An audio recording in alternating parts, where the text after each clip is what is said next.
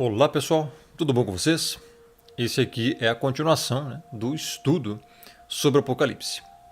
Então, estamos no versículo 4, do capítulo 1, que diz assim: Ioannes tis epta ecclesias tis ente Asia, charissimin que erene, aporron que roen, que erhomenos, que apoton epta pneumaton, a enopion tu thronu a tu. O verso 5 diz: Que apoie so Christu o martos opistos o prototokos ton necron, que archon ton basileon tisgis. To agaponti emas, que lucenti emas, ecton amartion emon, en to amatiatu. O verso 6 diz: Que piesen emas basilean iris tu theu que patria tu ato doxa, que tocratos istis aionas tu neonon. Por que eu falei neonon no final? Porque aqui nessa Bíblia, que tem o interlinear, nesse versículo nós encontramos lá pelos séculos dos séculos. O aionias, ton, aionion. Então, dos séculos. Então é pelos séculos dos séculos. E nessa digital aí não tem. Nessa digital ela encerra no aionas. Entendeu? E aqui no final, no grego, traz o amém. O amém. Que traduzido aí seria amém. Aqui também, nessa interlinear, traz o amém. Só que esse amém, pessoal, no original, em hebraico, não em grego, em hebraico significa confiar. É do original aman, em hebraico. Então vamos ver o texto aqui no português, para nós sermos edificados, porque não adianta nada a gente falar ou ler em outro idioma se a pessoa não compreende. Por isso tem que ter ou um intérprete ou alguém que explique. Então, o Apocalipse 1, verso 4 diz: João, as 7 igrejas que se encontram na Ásia, graça e paz a vós outros da parte daquele que é, que era e que há de vir, da parte dos 7 espíritos que se acham diante do seu trono. O verso 5 e da parte aqui diz de Jesus Cristo, mas nós já abordamos os nomes originais aqui em hebraico. Não é Jesus Cristo, é Yahu HaMashiach, ou seja, Yahu salva, o Messias, o enviado. Se você quiser saber mais sobre isso, assista o meu primeiro vídeo sobre isso, que é o Apocalipse 1.1, que é onde eu aproveito e abordo sobre o nome do Messias aqui e explico. Inclusive do termo Deus, que não é nome, é termo para qualquer divindade, no grego é theos, como está escrito aqui. Eu vou deixar o link, tá bom, dessa playlist completa de todo o Apocalipse aqui na descrição, ok? É só você baixar aqui e você ver. Já temos 2 vídeos aí, Apocalipse 1.1 e Apocalipse 1, o 2 e o 3. Agora estamos no verso 4, 5 e 6, ok? Então você assiste porque tem bastante explicação lá, para você pegar todo o contexto, ok? A fiel testemunha, o primogênito dos mortos e o soberano dos reis da terra, aquele que nos ama e pelo seu sangue nos libertou do nosso pecado. Olha quanta doutrina tem aqui, mano. Muita coisa. E nos constituiu reino sacerdotes para o seu Deus. Aqui, o seu Theos, ou seja, a sua divindade. Que Theos aqui seria a divindade suprema e Pai. A ele a glória e o domínio pelos séculos dos séculos. Amém. João, Yohanan, ele recebeu a revelação do Apocalipse. Vimos isso no versículo 1. Apocalipse do grego, revelação. As 7 igrejas que se encontram na Ásia. Olha só, esse as aqui com crase seria a mesma coisa que para. Então João, para as 7 igrejas que se encontram na Ásia. Vamos, tem que pegar palavra por palavra aqui, pessoal. Então, Ásia, hoje seria a atual Turquia Ocidental. Existiam lá comunidades de crentes, existiam lá aonde eles se reuniam.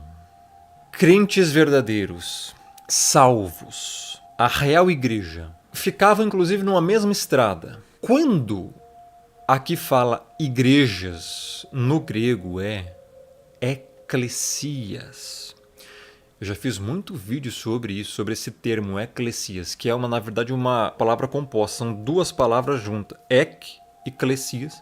Eu tenho aqui essa Bíblia também, que é a palavra-chave hebraico-grego. Então, João, as 7 igrejas que estão na Ásia. A palavra em referência. Ó, eclesia, de um composto de 1537 e um derivado de 2564. Um chamado para fora. É isto que significa. Chamado para fora. É isso que significa eclesia. De modo concreto, uma reunião popular. De modo especial, uma congregação religiosa. Aqui vou dar alguns exemplos. Mas, resumidamente, é a igreja, tá bom? Ali tem o substantivo, que é ekletos. Chamado para fora, que por sua vez é derivado de ekaleo, chamar para fora. Uma convocação, uma assembleia, congregação. Então ali fala, referindo-se a pessoas legalmente chamadas para fora ou convocadas. Ali está a base bíblica, Atos 19, 39, referindo-se ao povo. Aí eu vou deixar você pausar o vídeo e ler aí. Ó. Aqui em cima tem mais um pouco de significado dessa palavra. Uma igreja específica, por exemplo, a de Jerusalém, Antioquia. A Igreja Universal, olha, em Mateus 16, 18, 1 Coríntios 12, 28, Gálatas 1, 13, Efésios 1, 22, 3, 10, Hebreus 12, 23. A Igreja do Criador, 1 Coríntios 10, 32. E ali vai.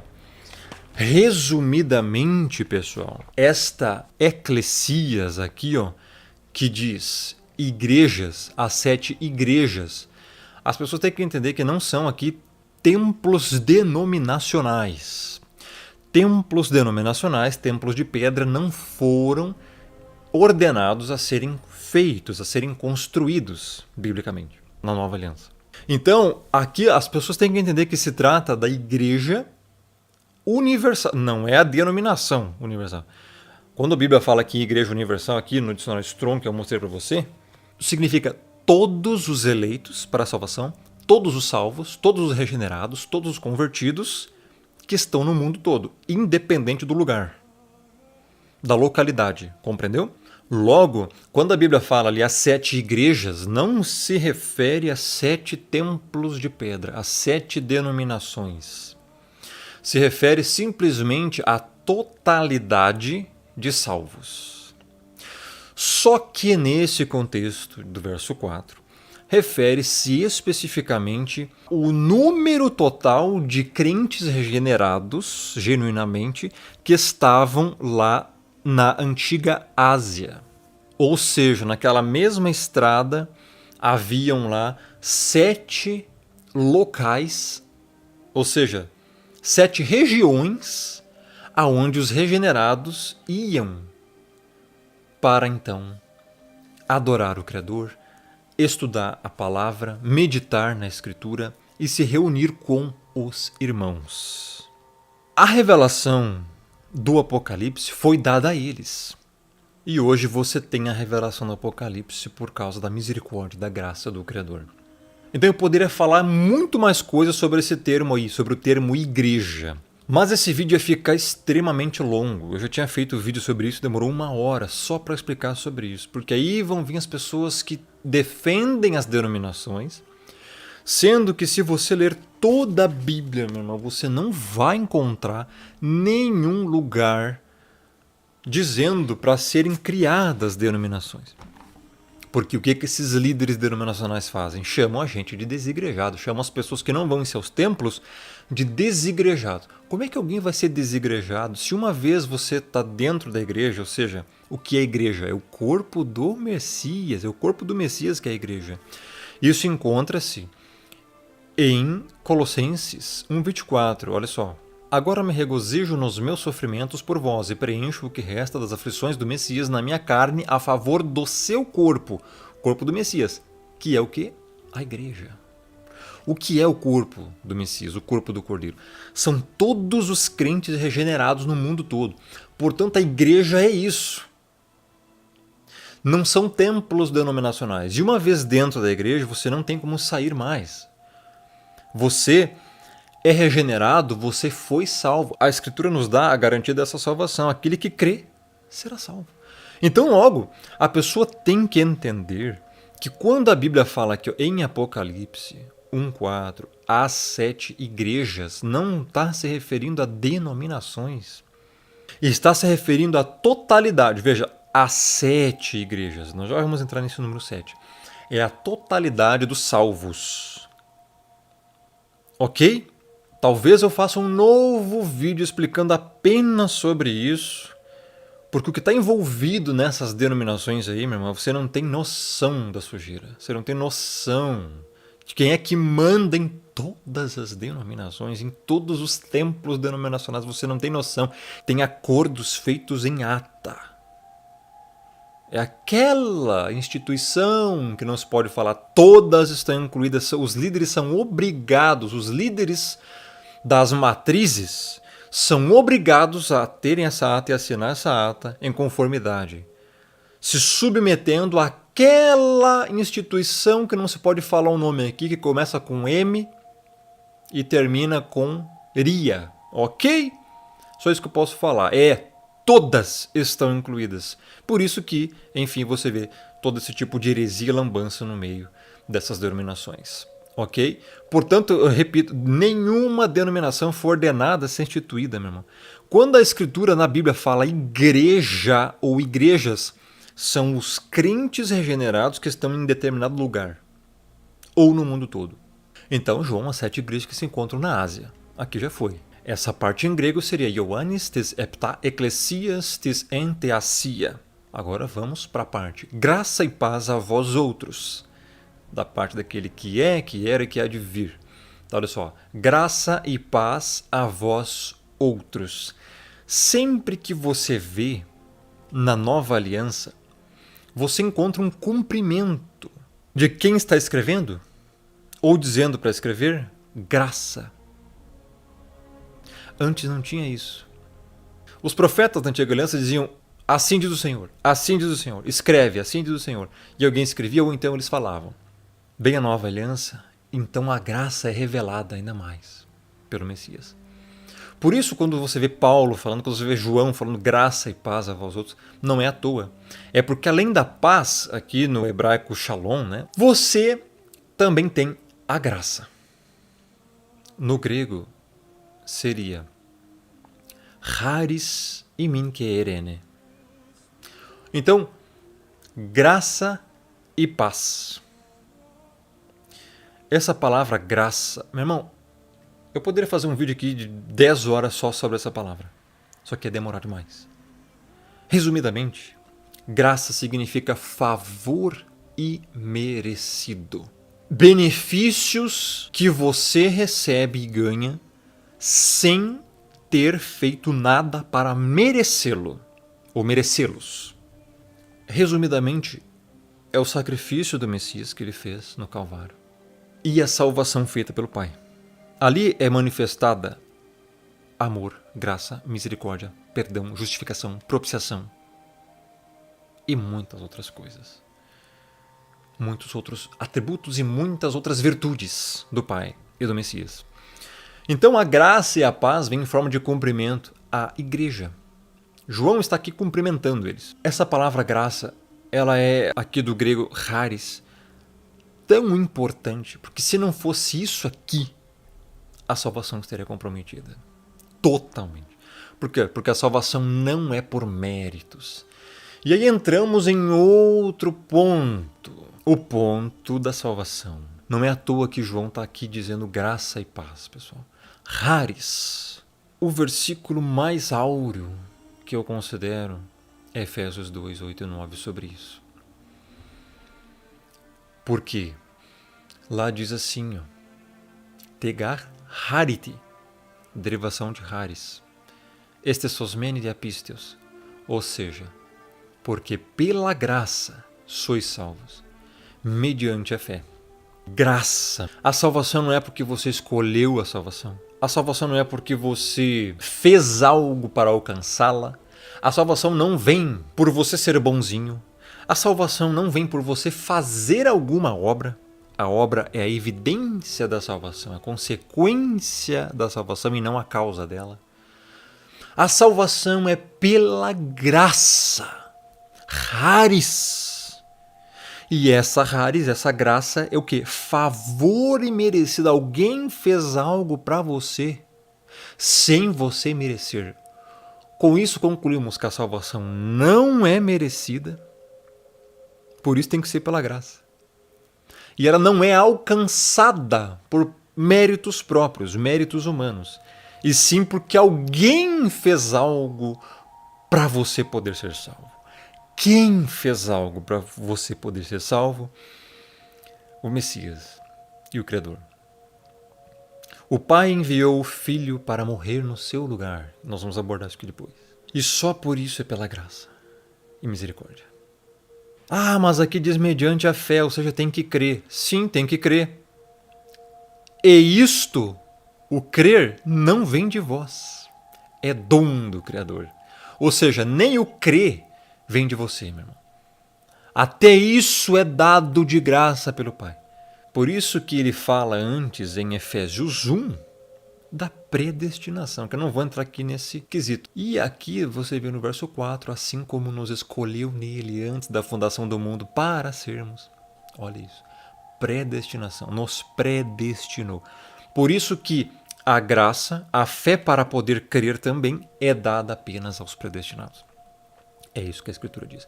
Por isso é graça. Ah, você vai dizer isso é injusto. Ok, agora eu te pergunto. Se você não fosse agraciado com isso, olha só. Efésios 2:1. Ele vos deu vida, estando vós mortos em delitos e pecados. Você já estava morto. Você já era para estar condenado, meu irmão. Olha a continuação do versículo. Éramos filhos da desobediência. Andávamos outrora segundo a inclinação da nossa carne, fazendo a vontade da carne, os pensamentos. Éramos por natureza filhos da ira, como também os demais. Todos já nascem condenados. Agora eu te pergunto, é injusto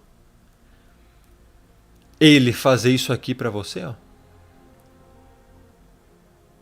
O dom da salvação, da fé e da graça.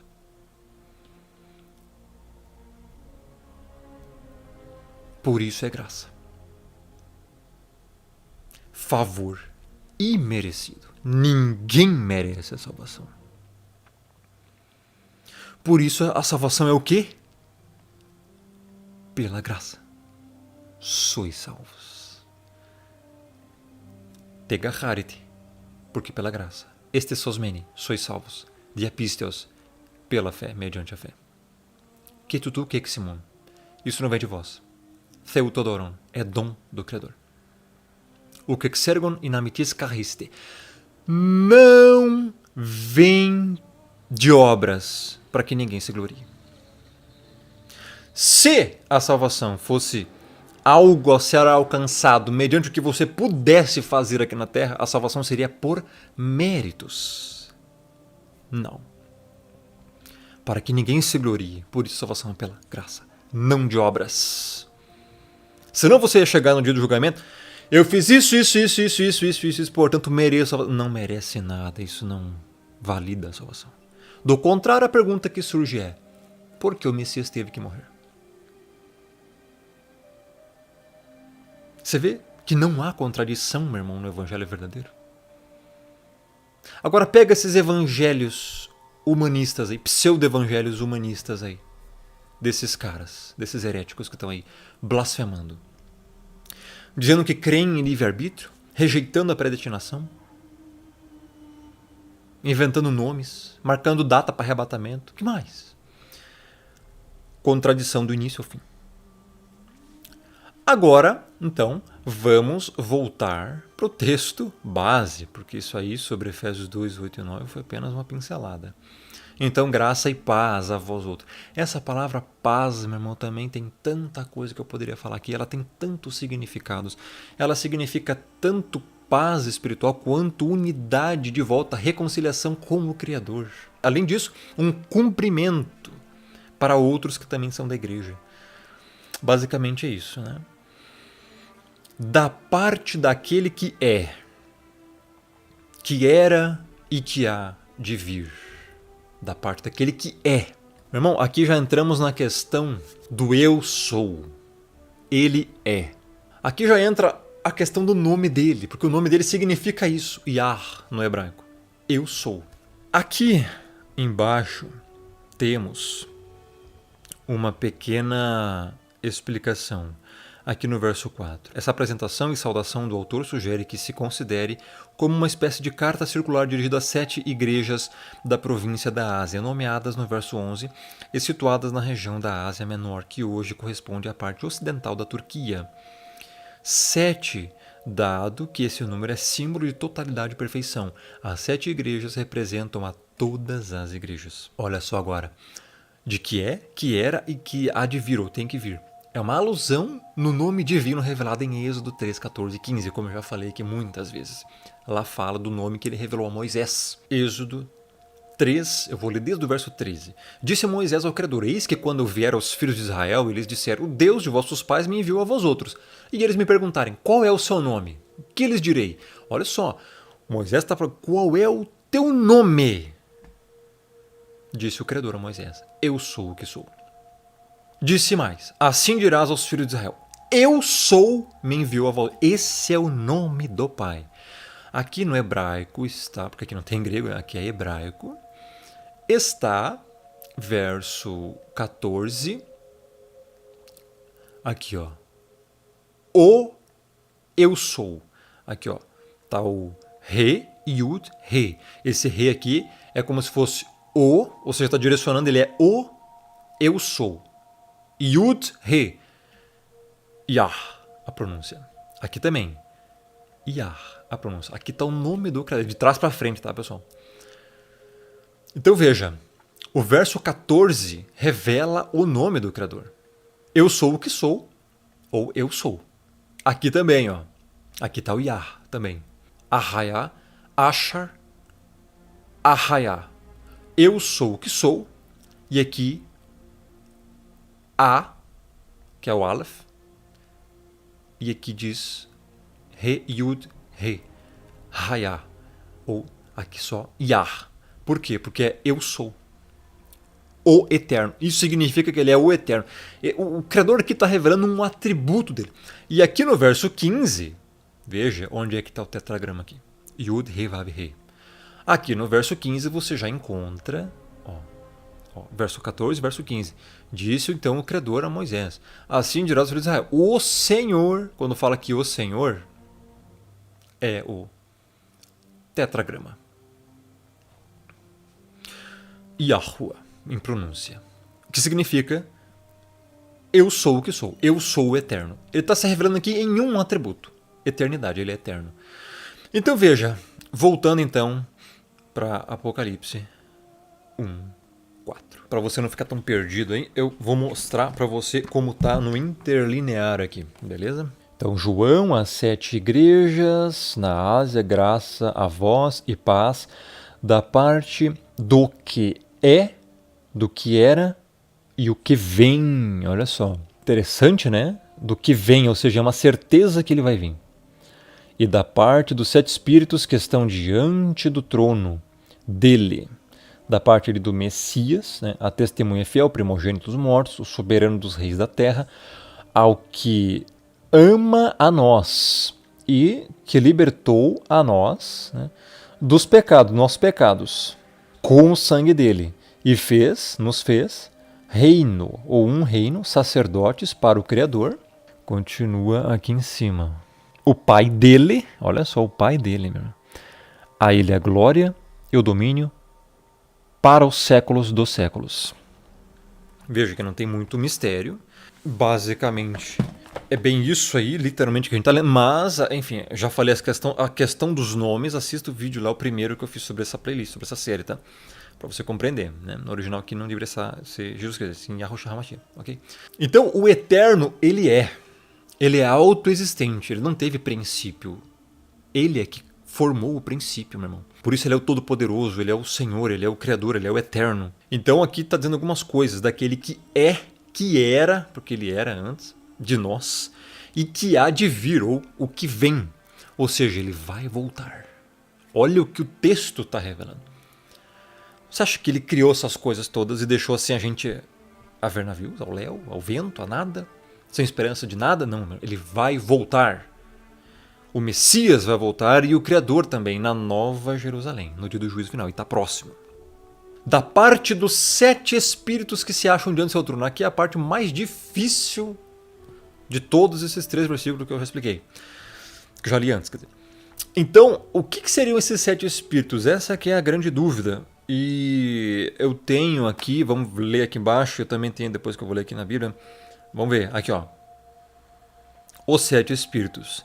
Também está em Apocalipse 3:1, 4:5, 5:6. A menção dos 7 espíritos junto com o Pai e com o Messias sugere que esses espíritos simbolizam ao Espírito do Pai em suas múltiplas manifestações. Confira Isaías 11:2. Nós vamos ler primeiro aqui Isaías 11:2.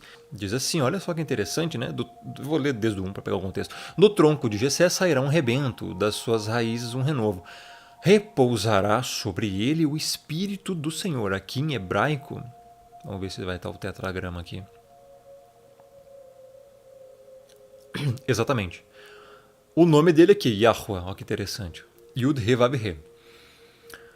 Então repousará aqui sobre ele o Espírito do Eterno, o Espírito do Yahuwah, do Eu Sou. O Espírito de sabedoria. Então vamos lá, o Espírito do Eterno, 1. O Espírito de sabedoria, 2. O de entendimento, 3. O Espírito de conselho, 4. De fortaleza, 5. O Espírito de conhecimento, 6. E o Espírito de temor do Senhor, 7. Olha que interessante, encontramos aqui 7 manifestações do Espírito. Interessante, né? Voltando lá para o texto de Apocalipse. 7 espíritos que se acham diante do seu trono, veja. A Bíblia diz que o Criador está no trono dele. Ele não está fora do trono, a Bíblia diz que ele está no trono dele, está reinando, né? Agora, esses 7 espíritos, eles se acham diante do trono. Eles não estão sentados no trono, nem o Messias não está, o Messias está à destra do Pai, a Bíblia fala. Logo, só tem um no trono, e esses 7 espíritos seriam o que então? Manifestações do Espírito do Pai ou alguma coisa diferente? Já abordamos aqui em outros vídeos sobre o Ruach HaKodesh, no nosso primeiro vídeo, onde eu expliquei sobre o Apocalipse 1:1, onde eu falo sobre a Trindade, essa concepção equivocada de Trindade, que não é bíblica, nem na Bíblia você encontra isso. Agora, você encontra lá que em hebraico é Ruach HaKodesh, ou seja, o Espírito do separado. Então ele não é o Espírito Santo, não é uma terceira pessoa, ele é o próprio Espírito do Pai, só que esse é o Espírito do separado, Ruach HaKodesh. Kodesh vem de Kadosh, que é separado, ok? Não é santo não, é separado. A palavra santo está equivocada, mas isso não significa que ele não é puro. Puro é uma coisa, a palavra santo é outra. Então, veja que se o Espírito está aqui na Terra hoje, ele não pode estar lá.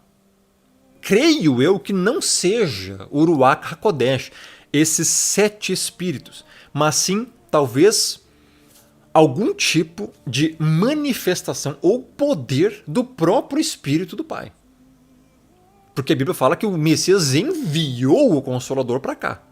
Então assim, isso aqui é realmente um grande mistério, e quem bate o martelo e diz que afirma com todas as letras é tal coisa, está meio equivocado. Por isso que eu apenas conjecturo.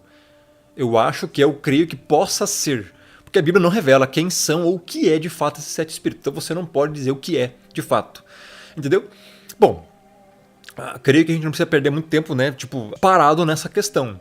Então, o fato é que existem aí 7 espíritos que se acham diante do trono, né? Existem muitas coisas, pessoal, que estão junto lá com o Criador. Existem serafins, o Messias, esses 7 espíritos. Existem os 4 seres viventes que estão também diante do trono, que tem vários olhos. Existe muita coisa lá, tá? No céu, onde o Pai habita.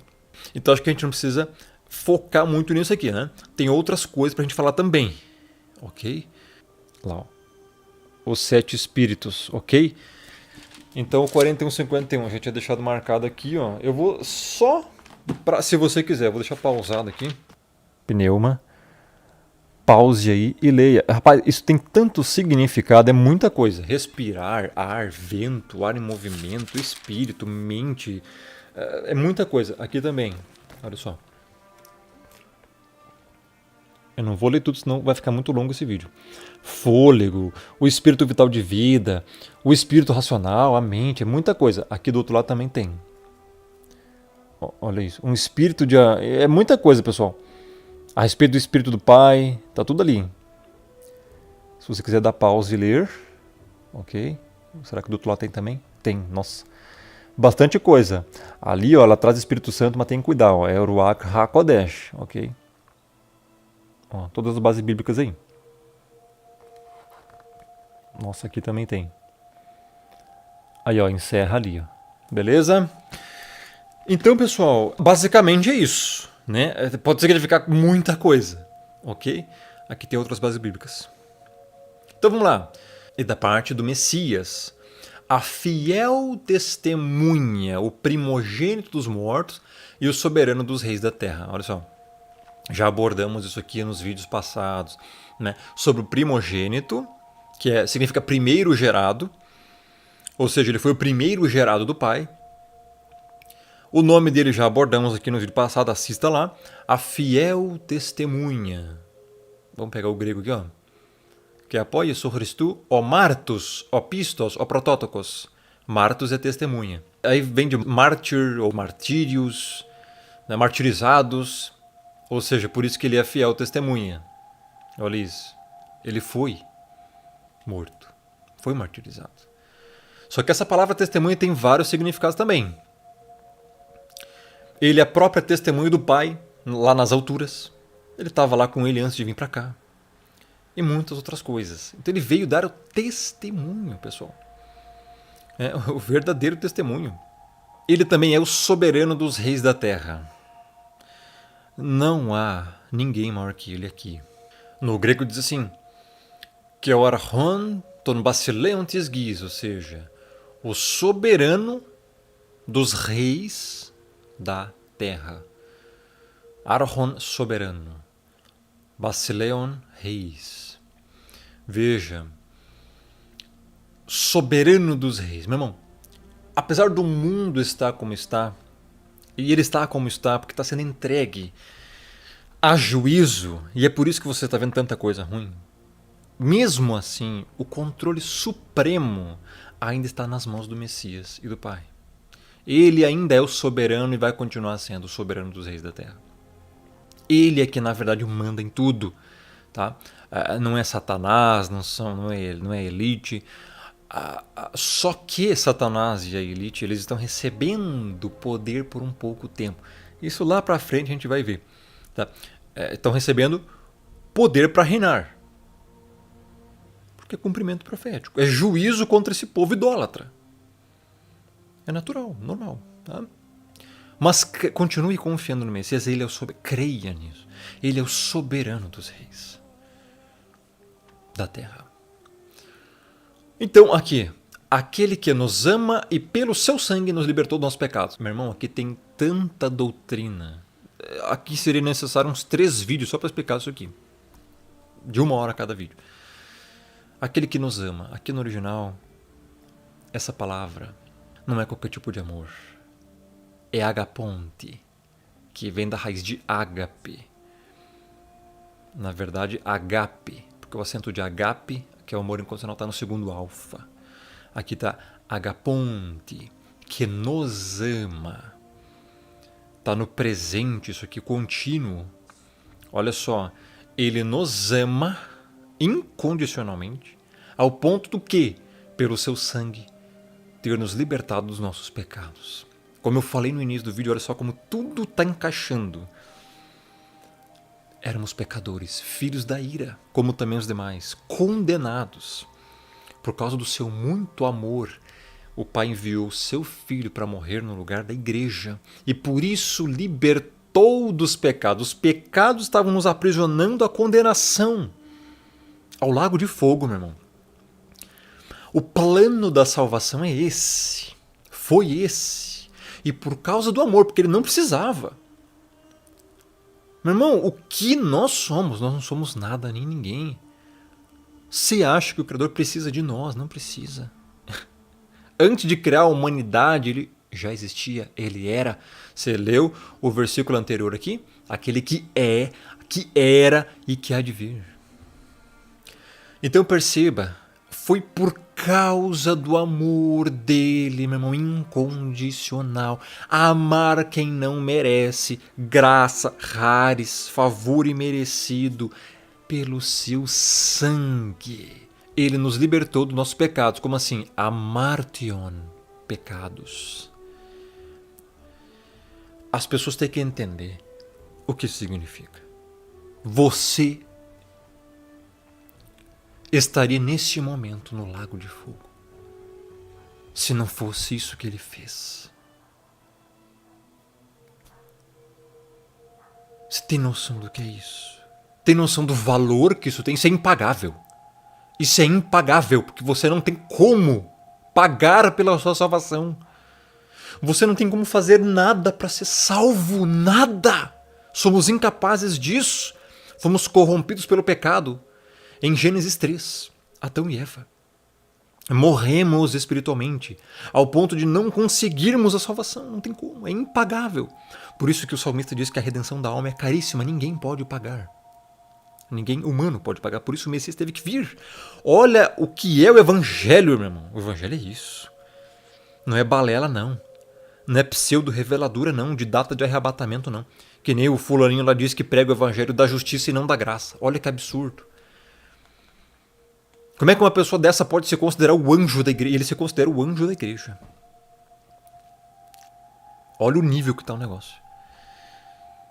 E tem uma legião de cegos que seguem e aplaudem e defendem tal herético. Não dá, cara. O Evangelho é muito mais que isso.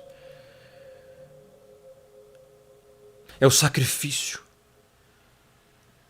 da fiel testemunha enviada por aquele que é, que era e que há de vir, para libertar, remir, justificar pecadores condenados ao lago de fogo para a salvação.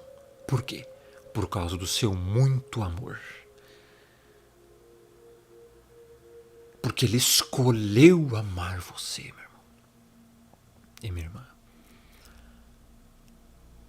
Isto é o Evangelho.